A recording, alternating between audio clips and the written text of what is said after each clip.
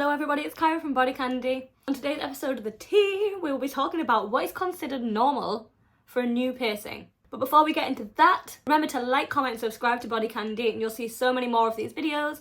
So, topic number 1, bleeding. To a certain extent, bleeding is actually fine. At the end of the day, you've just had a needle shoved through a body part. It's going to happen.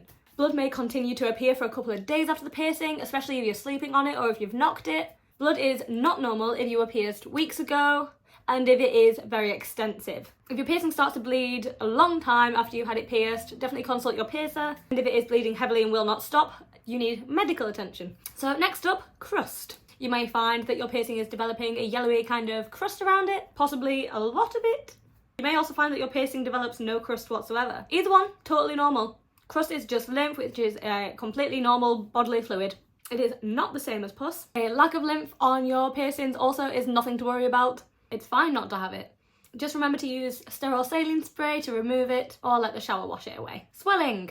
Once again, totally normal. Again, someone stabbed you with a needle.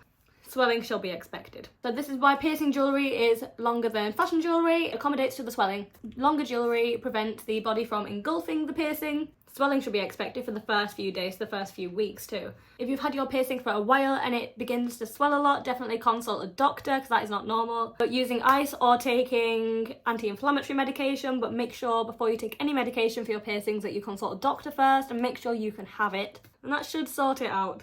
Bruising, again, totally normal. You can pretty much expect to have bruising if the piercing is close to your eyes. So for example, your bridge or your eyebrows, anti-eyebrows, dermals. You may get bruising if your piercing was done with clamps quite tightly. Some people bruise more than others. I personally bruise like a peach. It may not matter where the piercing is located, you might just bruise anyway. I know I do. It will subside on its own, please do not worry, but it can also take a few days to a couple of weeks to go away. So last up we've got itching.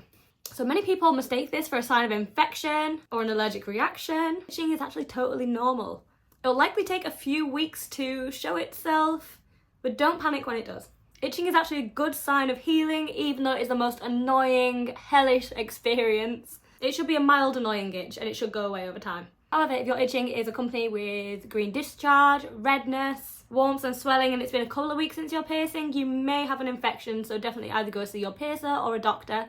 If everything looks good and feels good apart from the itching, you should be absolutely fine.